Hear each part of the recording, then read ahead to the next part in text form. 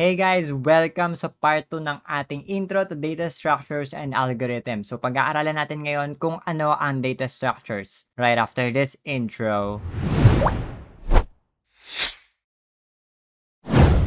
So guys, let's talk about data. So ano ba ang data guys? So ang data guys is a collection of numbers, symbols, or characters. So kunwari, pangalan ko David, pangalan ni Alinir, then pangalan nyo, or mga address, birthday, o kaya mga numbers 28, 16, 12, ganon. So mga symbols. So yun yung mga data. So ano pinagkaiba guys ng data sa information? So kasi guys, ang data, ang catch nito is raw siya and unorganized. Meaning, kunwari kinolekta ko yung mga pangalan nyo, mga birthday nyo, mga address nyo, then pinaghalo-halo ko lang dyan. So yun yung tinatawag natin data kasi raw siya and unorganized. Ngayon, pagka inorganize natin yon in a meaningful way, yun na yung tinatawag nating information. So ang information naman is an organized collection of data na naka-arrange meaningfully. Okay, so for example, pinagsama ko yung pangalan ko na David and then yung age ko, 21, ganon. And then, sinama ko din yung address ko, then yung birthday ko. So, personal information ko na yon.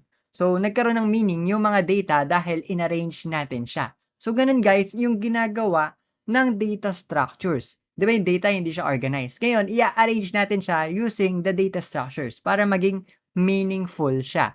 Okay? And more on that, pagka ginamit din natin ang data structures, mas nagiging efficient siya. Okay? So, again, ang data structure naman is a data organization, management, and storage format na nag-enable ng efficient access and modification dun sa mga values dun sa system natin. So, mas madali natin siya mapapalitan, mariread, and ma-access nga. Okay? So, sabi dito, it is a way in which a data is stored on a device. For example, cellphone nyo, paano nakastore yung mga data? So, naka-alphabetical ba yan? So, by file size ba yan? Ganon. So, kung paano siya nakastore dun sa device mo. So, next, why do we need data structures? Again, bakit natin kailangan to? Para makastore tayo ng data in a particular situation efficiently and magamit natin yung resources natin in the most productive way possible. So, in-explain ko nga sa last episode natin, ang data structure, ang goal niyan is to minimize yung resources na ginagamit natin. Okay? So, that's why syempre, i-customize natin yung data structure natin na ginagamit. Depende dun sa situation natin. Okay, so now, para mas maintindihan nyo, alam ko medyo nakakalito, pag-aralan natin yung real-world application. So, we have here a dictionary. So guys, saan kayo nakakita ng dictionary na hindi naka-organize yung mga data natin? So for example, bigyan ko kayo ng dictionary na hindi naka-alphabetical. Sabihin ko, hanapin nyo yung zebra. Hindi siya naka-alphabetical. So saan nyo hanapin ngayon? Napakaraming page niyan. So iisa-isahin nyo, which is, it would take much time, di ba? Isa-isahin nyo yung page, hanapin nyo yung zebra. Pero guys, dahil ang dictionary is using a data structure, which is alphabetical siya, so nakastore siya alphabetically. So pagka sinabi kong hanapin nyo yung zebra, efficient yung searching nyo. Meaning, pagka pinahanap ko sa inyo yung zebra, saan kayo maghahanap? Doon sa dulo, kasi nandun yung letter Z. Pagka sinabi ko naman hanapin nyo yung apple, so saan nyo hahanapin? Doon sa unahan, kasi alam nyo na nandun yung letter A, kasi nga nakastore siya alphabetically. Pag sinabi ko naman kangaroo, so, syempre, sa letter K, hanapin natin yun. Medyo nasa bandang gitna yun. So, ngayon, meron tayong efficient searching. Gumagamit tayo ng less resources and time. Hindi tayo gumamit ng napakaraming oras para hanapin yung zebra na yun. Okay, kangaroo na yun. So, yun yung application ng data structure natin, guys. So, secondly, sa supermarket. Di ba, pag bibili kayo sa supermarket, guys, paano siya naka-store? Paano naka-store yung mga data or yung mga products natin doon? So, naka-store siya categorically. So, again, madali natin mahanap yung hinahanap natin. For example, sa beverages, do sa mga cleaning, ganon. So, alam natin kung ano. Kunwari, kukuha tayo ng Coca-Cola or ng soft drinks. Alam natin na doon tayo sa beverages pupunta. Paano pagka halo-halo dun yun? So, saan niya hanapin ngayon yung soft drinks na yun? Kung halo-halo lang, pinaglalagay lang sa shelf ng walang data structure or walang organization. So, di ba?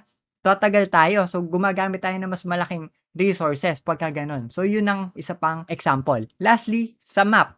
So, sabihin ko, nasaan yung Brazil? So, alam nyo ba kung nasaan yung Brazil dito? So, ako kasi hindi ko kabisado yung map. Pero guys, ang map, meron siyang tinatawag na coordinate system, which is yung longitude tsaka latitude. Which is yun yung tinatawag natin na coordinates nga, di ba? So, nakastore siya as coordinates and again, efficient yung searching natin. So, for example, hanapin natin yung Brazil, alamin lang natin yung longitude tsaka yung latitude niyan, makikita na natin kung nasaan siya dun sa mapa, di ba? So, ganun lang kadali pagka meron tayong data structure. Ang dali natin mahanap yung isang bagay. Hindi tayo magtatagal, hindi tayo uubos ng oras. That is why very important ang data structures. Okay?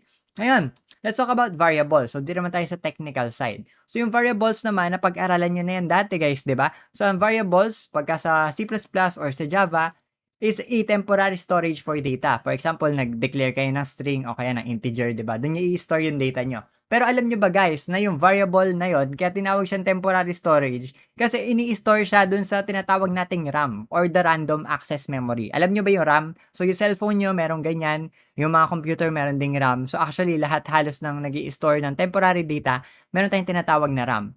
Kasi yung RAM na yan guys, doon natin i-store saglit yung mga resources na gagamitin ng system natin. Which is pagka napuno yung tinatawag natin na RAM, bumabagal yung device na gamit natin. That is why dapat alam natin kung ano yung most efficient way para i-store yung data natin para hindi tayo gumastos ng napakaraming RAM and in turn maglalag yung system kung nasaan yung program natin. For example, gumawa kayo ng laro, hindi nyo inayos yung data structure, kumain ng 12 gig na RAM, 4 gig na RAM lang yung computer nung naglalaro, then naglag na yon. So meaning, hindi niya kaya yung laro na ginawa nyo. That is why kailangan naka-optimize yun. Okay, so sana nagigets nyo. Ganun yung implementation niya when it comes to the real world na kunwari mga software nga ganon. Next one is the arrays or collection. So, napag-aralan na din naman to. So, ang array is a data structure. So, wag nyo kakalimutan guys, ang array data structure din yan. Nagko-contain daw siya ng group of values or variables. So, 'di ba, gumagamit din tayo ng index na tinatawag, which is na-access siya using yung number 0, 1, 2, 3, and so on and so forth. So, in most cases daw, yung mga values doon is same yung data type. Kung array of strings yan, puro strings yung laman, di ba? So, ganun yun. Then, commonly used daw siya para i-organize yung data para daw easily sorted siya and search. So, ano ang itsura ng array? Di ba ganito ang itsura ng array, guys? So, makikita nyo, ito is isang example ng array using C++ na hindi siya nakasort. So, paano hindi nakasort? Kung makikita nyo, meron tayong string rooms dito with the size of 4, meaning meron tayong 4 na elements sa loob. Index 0, index 1, index 2, and index 3. So, alam nyo na dapat yan.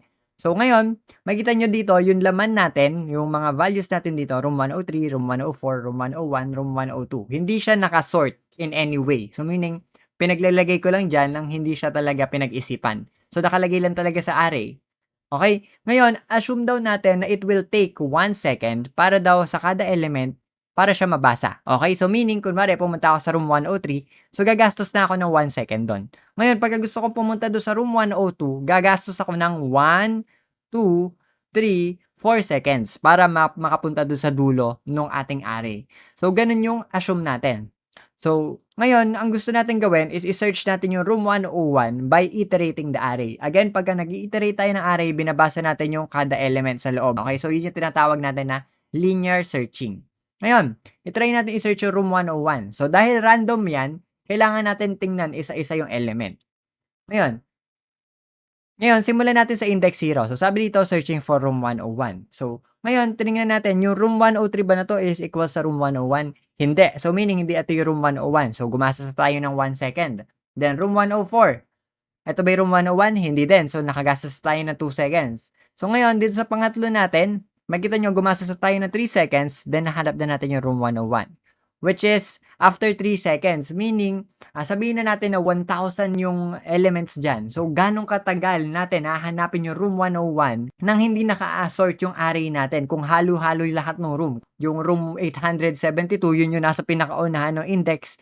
Ang gulo nun, di ba guys? And also, ang tagal nun magsa-search. Sabihin nyo siguro, seconds lang naman yan eh. So, kaya nga sinabi ko sa inyo, paano pagka 1,000 yung elements? So, hihintay tayo ng mga 1 minute, ganon, 2 minutes, ganon, para mahanap yung isang room.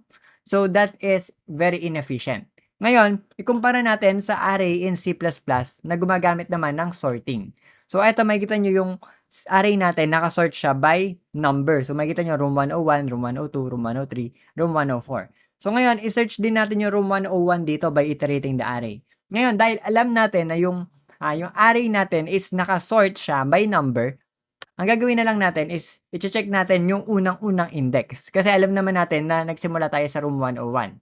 So ngayon, nahanap natin agad yung room 101 after 1 second. So very efficient. So kanina 3 seconds, ngayon 1 second na lang.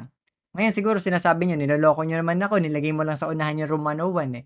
So, paano pag kay room 103 hinanap natin, eh, 3 seconds ulit yan? Hindi guys, kasi alam natin nakasort siya by number. Ngayon pagka hinanap naman natin yung room 103, i-iterate natin yung array from the end. So, sisimulan natin sa dulo kasi alam natin na mas malapit sa dulo yung room 103 natin. Meaning, sisimulan natin dito, room 103 ba to? Hindi. So, room 104 yan. So, kumain tayo ng 1 second. Ngayon, yung susunod ba? Room 103 na ba? Oo. So, nahanap natin agad yung room 103 after 2 seconds. So, meaning, nakasave tayo ng 1 second kung hindi natin sinimulan doon sa unahan. Kasi kung dito natin sinimulan yan, 1, 2, 3 seconds yung gagamitin natin. Pero since alam natin na naka-organize tayo, pwede natin simulan sa dulo kasi mas malapit yung 103 dun sa dulo kesa dun sa unahan. So, nagigets nyo ba? So, ganun yung data structure natin. So, kung may tanong kayo, just comment sa ating comment section para mas ma-visualize ko sa inyo. Ngayon, ang conclusion natin guys, hindi naman ang goal ng data structure is talagang hindi gumastos ng oras or ng resources yung system natin kasi gagastos at gagastos ng resources ang system natin. Ang goal lang natin is i-minimize. So pagka sinabi kong minimize, babawasan nyo lang as much as possible yung time consumed in searching, sorting, and writing data dun sa system natin. So di ko naman sinabi na wag na kayong gumamit pagka sumobra na ng 1 second yung pagra-run ng program nyo. Hindi naman ganun. So, dapat lang minimize. So, kung pwedeng maging 1 second, gawin nyo 1 second. Kung pwedeng maging 0.1 second yan, gawin nyo 0.1 second yan. So, yun lang goal ng data structures and algorithm. So, yun lang guys, ang episode 2 natin. I hope na marami kayo natutunan dito sa episode na to. Yun lang. So, hintayin nyo yung episode 3 natin. And as always guys, I will see you in the next video. Goodbye!